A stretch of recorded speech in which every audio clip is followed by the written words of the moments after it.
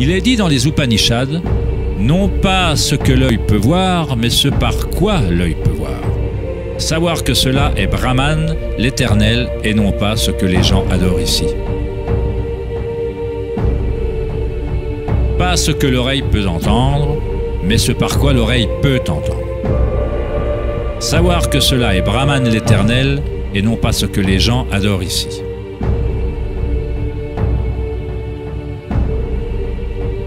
Pas ce que la parole peut éclairer, mais ce par quoi la parole peut être éclairée. Savoir que cela est Brahman, l'éternel, non pas ce que les gens adorent ici.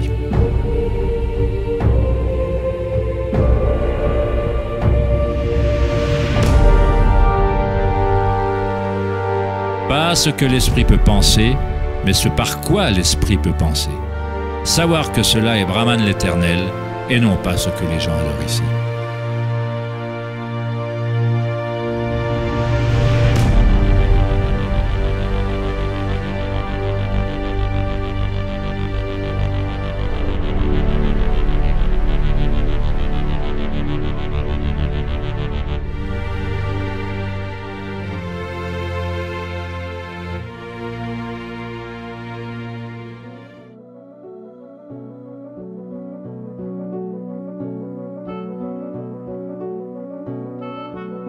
Depuis les 10 dernières années, la recherche dans le domaine du cerveau a beaucoup progressé.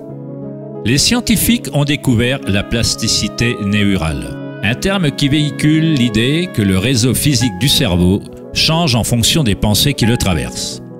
Comme le psychologue canadien Donald Hebb le décrivit, des neurones qui stimulent en même temps sont des neurones qui s'assemblent.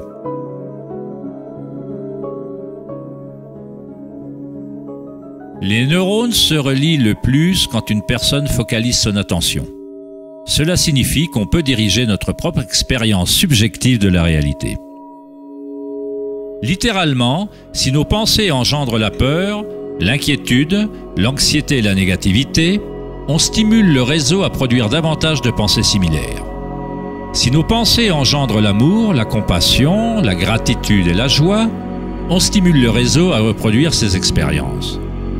Mais comment fait-on si la violence et la souffrance nous entourent? Ne s'agit-il pas d'une forme d'illusion ou d'idéalisme? La plasticité neurale ne ressemble-t-elle pas à la notion du nouvel âge, qui crée la réalité par des pensées positives?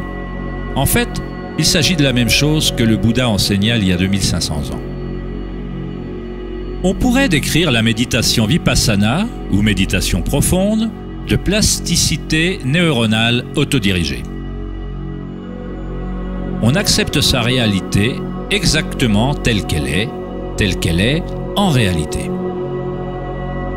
Mais on la ressent au niveau fondamental des sensations, au niveau vibratoire ou au niveau énergétique, sans qu'elle soit préjugée ou influencée par la pensée.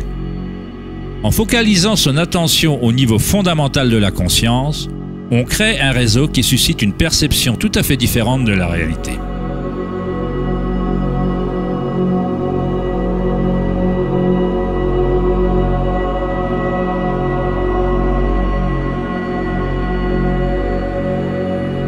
La plupart du temps, on fait l'inverse.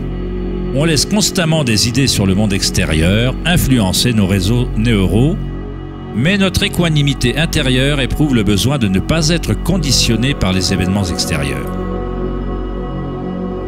Les circonstances n'ont pas d'importance. Seul mon état de conscience importe. En sanskrit, méditation signifie se libérer de la mesure, se libérer de toute comparaison, se libérer de tout devenir. Vous n'essayez pas d'être quelqu'un d'autre, vous êtes bien dans votre peau. Il faut adopter la douleur physique pour la dépasser, l'accepter. Elle fait alors partie de soi plutôt qu'on ne fait partie d'elle. Comment vit-on si la conscience est en contradiction avec ce qu'elle contient?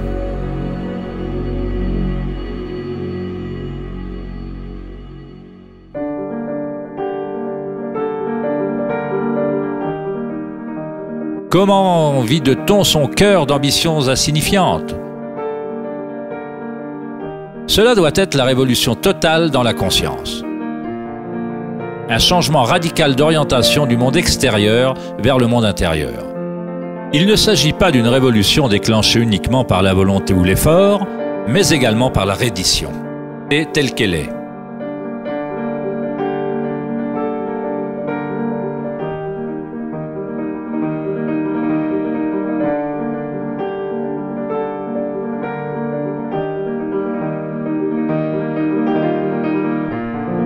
L'image du cœur ouvert du Christ exprime avec force l'idée qu'on doit accepter toute douleur, qu'on doit tout accepter si on veut rester ouvert à la source évolutionnaire. Cela ne veut pas dire que vous devenez masochiste. Vous ne recherchez pas la douleur.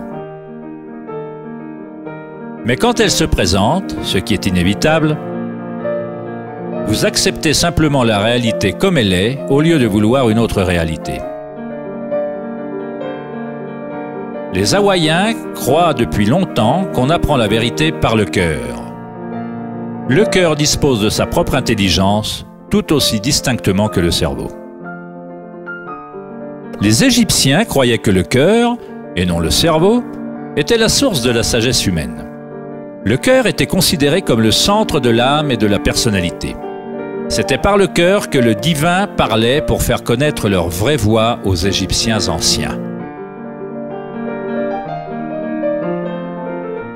Ce papyrus décrit la pesée du cœur. Aller dans l'au-delà avec un cœur léger était considéré comme une bonne chose. Cela voulait dire qu'on avait bien vécu.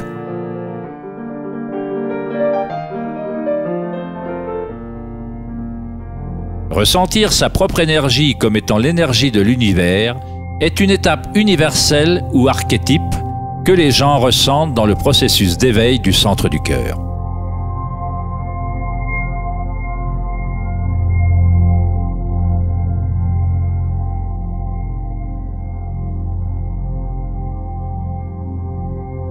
Tout ne fait qu'un lorsqu'on s'autorise à ressentir cet amour, à être cet amour, lorsqu'on relie notre monde intérieur avec le monde extérieur.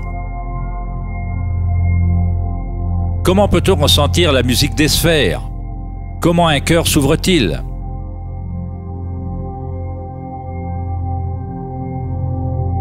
Sri Ramana Maharshi déclara « Dieu est en vous, en tant que vous, et vous ne devez rien faire pour être Dieu, réalisé ou autoréalisé. Il s'agit déjà de votre véritable état naturel. Abandonnez toute recherche, concentrez-vous vers l'intérieur et sacrifiez votre esprit à votre être unique en rayonnant dans le cœur de votre être même. L'introspection est la voie directe et immédiate vers l'expérience personnelle vécue dans le présent.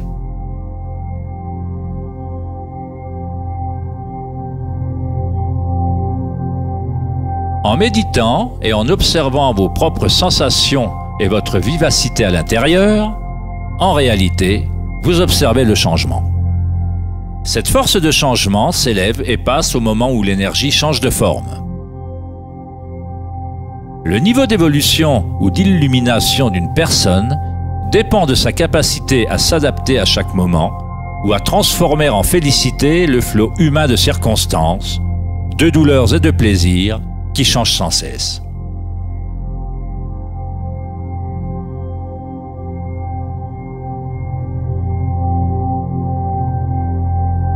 Léon Tolstoï, auteur de Guerre et paix, dit « Tout le monde pense à changer le monde, mais personne ne pense à se changer soi-même. »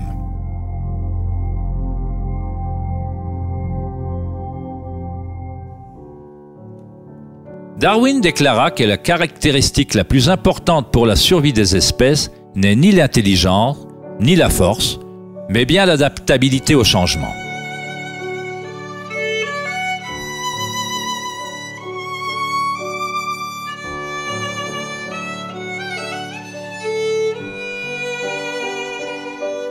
On ne doit pas s'émettre en adaptation. C'est l'enseignement bouddhiste d'Anika. Tout s'élève et s'éloigne en changeant sans cesse. La souffrance n'existe que parce qu'on s'attache à une forme particulière.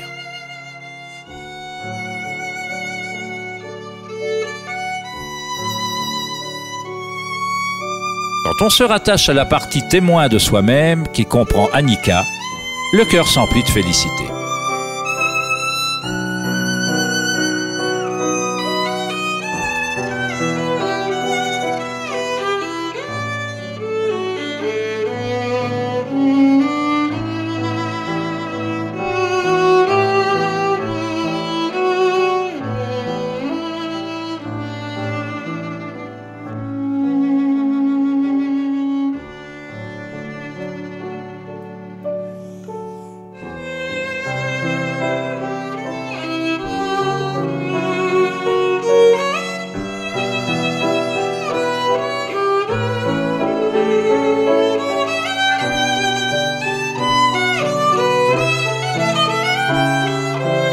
Les saints, les sages et les yogis à travers l'histoire font la description unanime d'une union sacrée se produisant dans le cœur.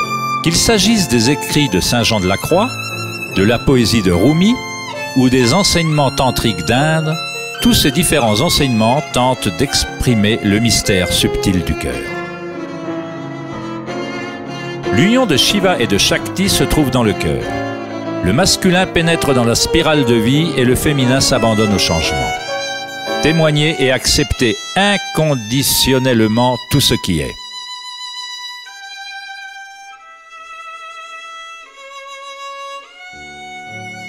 Pour ouvrir son cœur, on doit s'ouvrir au changement.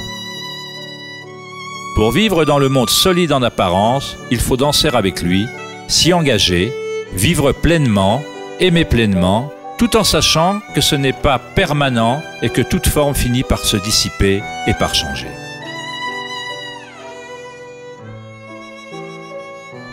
La félicité est l'énergie qui répond au calme. Elle naît en vidant la conscience de tout son contenu. La conscience, c'est le contenu de cette énergie de félicité engendrée par le calme. Une nouvelle conscience du cœur. Une conscience reliée à tout ce qui est.